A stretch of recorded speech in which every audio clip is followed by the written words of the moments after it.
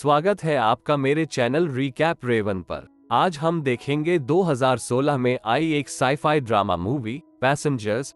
तो चलिए शुरू करते हैं। इंटरस्टेलर स्पेसशिप एवलॉन होमस्टेड नामक कॉलोनाइज्ड सोसाइटी में जाने के लिए अंतरिक्ष में यात्रा कर रहा है। स्पेसशिप ऑटो पायलट पर है और सभी क्रू मेंबर्स और यात्री हाइबरनेशन में हैं। अचानक जहाज एक एस्ट्रॉयड बेल्ट से गुजरता है, इसलिए सिस्टम पावर को मुख्य ढाल की ओर मोड़ देता है।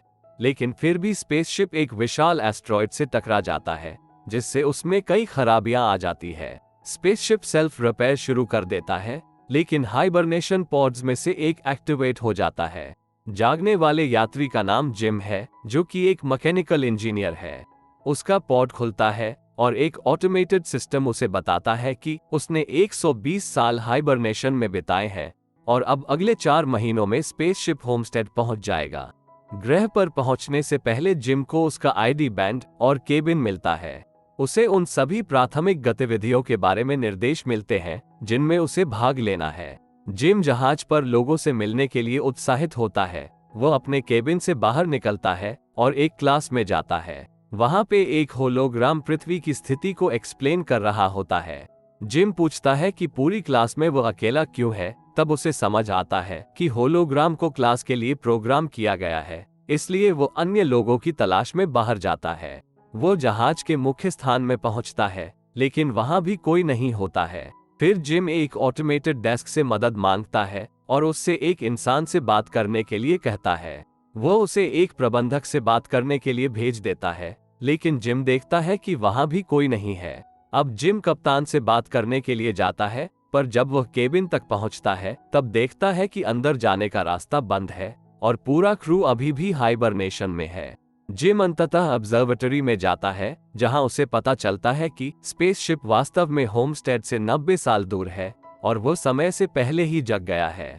वो वापस कॉन्कोज में भाग जाता है और पृथ्वी पर एक संदेश भेजकर पूछता है कि उसे क्या करना चाहिए।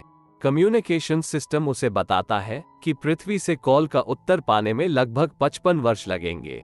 इससे जिम परेशान हो जाता है। वो इधर उधर घूमता है और स्पेसशिप के बार में पहुंच जाता है, जहां उसे एक और व्यक्ति दिखाई देता है। जब वो बारटेंडर से बात करता है तब उसे पता चलता है कि वो एक एंड्रॉयड है जिसका नाम आथा है। जिम अगले दिन अपने केबिन में उठता है और कैंटीन जाता है। वह अपनी नॉर्मल कॉफी लेता है और यह पता लगाने की कोशिश करता है कि हाइबरनेशन में कैसे जाया जा सकता है। सभी उपकरण प्राप्त करने के बाद वह अपने पॉड को शुरू करने में सफल हो जाता है और उसके अंदर लेट जाता है, लेकिन इससे कुछ नहीं होता। वो हाइबरनेशन में नहीं जा पाता है।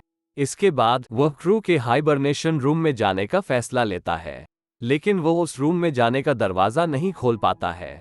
इसी बीच जहाज में छोटी मोटी खराबी होती रहती है। जिम बार में लौटता है, तब आथा उसे कुछ सलाह देता है। वो उसे गोल्ड क्लास रूम में घुसने और जहाज पर मौज मस्ती करने के लिए मना लेता है। जिम सभी रेस्टोरेंट और एंटरटेनमेंट सिस्टम को ट्राई करता है, लेकिन जैसे जैसे समय बीतता है उसके लिए अकेला रहना और भी मुश्किल हो जाता है। एक दिन वह नशे में हाइबरनेशन पॉड्स के आसपास घूमता है, तभी वो स्पेस वॉक के लिए डिजाइन किए गए स्पेस सूट देखता है। जिम एक सूट पहनता है और एयरलॉक के पास जाता है। फिर वो एयरलॉक का दरवाजा खोलकर बाहर चला जाता है। जहाज के बाहर जैसा सुंदर दृश्य उसने आज तक नहीं देखा होता है।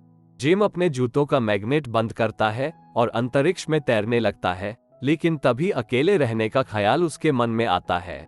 इसलिए वो वापस अंदर आ जाता है और अपना सूट उतारकर फिर से एयरलॉक में वापस चला जाता है। जिम खुद को मारने की कोशिश करता है, लेकिन आखिरी पल में अपना मन बदल लेता है।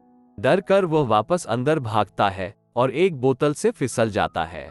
जिम खड़ा होता है, तब उसकी नजर पॉड में एक महिला की ओर जाती है जिसका नाम ऑरोरा है। वो उसकी फाइलें खोजता है और उसके इंटरव्यू सुनने लगता है। जिम उससे प्यार कर बैठता है और उसके पॉड के बगल में बैठकर उसके इंटरव्यू सुनता रहता है। वो उसके प्रति ऑब्सेस्ड हो जाता है और उसे जगाने की सोचता है, लेकिन जिम सोचता है कि अगर उसने अपने फायदे के लिए उसे जगा दिया तो वह जहाज पर उसके जैसे फंस जाएगी। इसलिए जिम ऐसा नहीं करने की सोचता है, लेकिन जैसे जैसे समय बीतता है उसका मन बदलने लगता है। एक दिन वह उसके पॉड के पास जाता है और उसे सक्रिय करके जगाने में कामयाब हो जाता है। जैसे ही वो जागती है, जिम छुप जाता है और अपने कमरे में वापस चला जाता है। थोड़ी देर बाद वो उसे ढूंढने की उम्मीद में बाहर जाता है और देखता है कि वह भी उसी तरह कंफ्यूज है जैसे 1 साल पहले जिम था।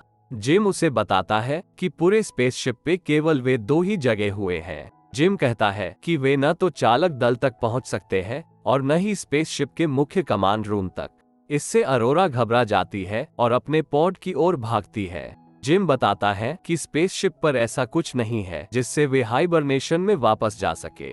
फिर वो उससे कहता है कि उसे आराम करना चाहिए। बाद में जिम को अपने किए पर पछतावा होता है। वह आथा से कहता है कि वो ऑरोरा को यह न बताए कि उसने ही उसे जगाया था। अगले दिन ऑरोरा ऑटोमेटेड डेस्क से हाइबरनेशन पॉड्स के बारे में पूछती है। जिम वहां आता है और उसके साथ नाश्ता करता है। वे पॉड्स को ठीक करने के तरीके की बात करते हैं, लेकिन जिम अब हार मान चुका है, पर ऑरोरा को लगता है कि इसका कोई न कोई रास्ता जरूर होगा। वो स्पेसशिप में इसके लिए इंफॉर्मेशन खोजती है, फिर क्रू के हाइबरनेशन पॉड्स तक पहुंचने के लिए दरवाजा तोड़ने की कोशिश करती है। कुछ समय बाद ऑरोरा एवलॉन पर अपने जीवन के बारे में अफसोस जताती है। वो जिम की कहानी सुनने के लिए कैंटीन जाती है। ऑरोरा पूछती है कि वो कॉलोनी में क्यों जाना चाहता है। जिम बोलता है कि नई दुनिया में वह कुछ बन सकता है और एक जीवन का निर्माण कर सकता है। फिर ऑरोरा अपना कारण बताती है। वह कहती है कि उसके पास एक रिटर्न टिकट भी है। वो होमस्टेड जाकर वहां 1 साल रहती और फिर पृथ्वी पर वापस आ जाती। इससे वह ऐसा करने वाली पहली पत्रकार बन जाती। ऑरोरा भी धीरे धीरे बचने का रास्ता खोजना छोड़ देती है और जिम उसे खुश करने के लिए सिनेमा और बास्केटबॉल कोर्ट पर ले जाता है। वे बार में थोड़ी देर के लिए मजे करते हैं जब तक कि ऑरोरा को उनकी स्थिति याद नहीं आ जाती। फिर जिम वहां अकेला रह जाता है। कुछ देर बाद जिम कुछ चीजें जोड़ता है और उससे ऑरोरा को क्रिस्लर बिल्डिंग बनाकर गिफ्ट करता है। वह ऑरोरा से रोबोट की मदद से डेट के लिए पूछता है और वह मान जाती है। वे रेस्टोरेंट में जाते हैं और अपने जीवन की कहानियां एक दूसरे को सुनाते हैं। उसके बाद जिम ऑरोरा को एयरलॉक में ले जाता है और वे स्पेस सूट पहनते हैं। वे एक साथ स्पेस वॉक के लिए जाते हैं। जिम उनके जूतों के चुंबकों को बंद कर देता है और वे अंतरिक्ष में तैरने लगते हैं। वे वापस अंदर आते हैं और फिर वे बहुत करीब हो जाते हैं। इसके बाद से वे एक कपल की तरह रहना शुरू कर देते हैं। जिम ने स्पेसशिप की जांच की और वहां मौजूद नर्सरी का पता लगाया। फिर वह ऑरोरा के लिए फूल लाता है। एक दिन जब ऑरोरा का जन्मदिन होता है, वे जहाज पर रेस्टोरेंट में जाते हैं और फिर बार जाते हैं। जिम वॉशरूम जाता है और ऑरोरा के लिए बनाई गई अंगूठी तैयार करता है, जबकि ऑरोरा बार में आथा के साथ होती है। बातों बातों में आथा ऑरोरा को बता देता है कि जिम ने उसे जानबूझकर जगाया है, इस बात से अनजान कि जिम ने अभी तक उसे यह बात नहीं बताई है। जब जिम वापस आता है, वो गुस्से से उससे इसका जवाब पूछती है और वहां से चली जाती है। जिम अपने केबिन में वापस आता है और देखता है कि ऑरोरा का सारा सामान गायब है। वो अगले दिन कैंटीन में उससे मिलता है, लेकिन जैसे ही वह बोलता है, वो वहां से चली जाती है। एक रात वो जिम से लड़ने के लिए उसके केबिन में जाती है। जिम उससे माफी मांगता है, लेकिन ऑरोरा उसे इसके लिए माफ नहीं कर सकती है। उसके बाद जब जिम अपने केबिन में था, स्पेसशिप में गंभीर खराबी हो जाती है, जिससे मुख्य कमांड बंद हो जाता है।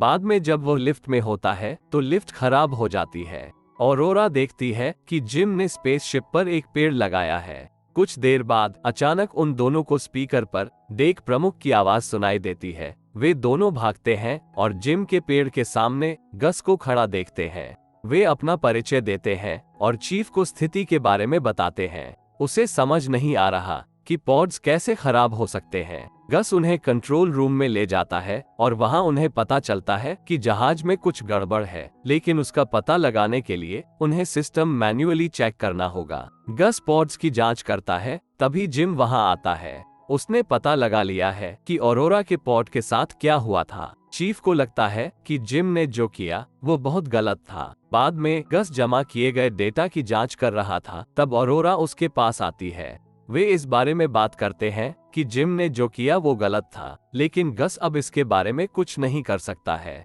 गस को हाइबरनेशन की बीमारी महसूस होती है, इसलिए वो आराम करने चला जाता है, लेकिन जैसे ही वह बाहर निकलता है, उसकी खांसी से खून निकलता है। उस रात ऑरोरा को नींद नहीं आ रही थी, इसलिए वो तैरने चली जाती है।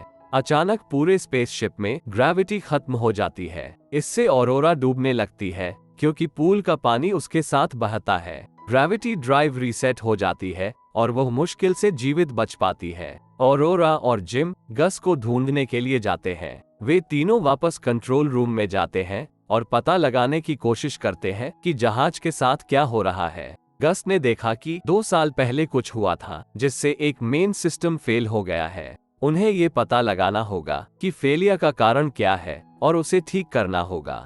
यदि वे इसे ठीक नहीं करते हैं तो पूरा स्पेसशिप बंद हो जाएगा। वे समस्या का पता लगाने जाते हैं, लेकिन तभी गस बेहोश हो जाता है। जिम और ऑरोरा उसे अस्पताल ले जाते हैं। सिस्टम उसे बताता है कि वो मर रहा है और ऐसा कोई इलाज नहीं है जो इसे रोक सके।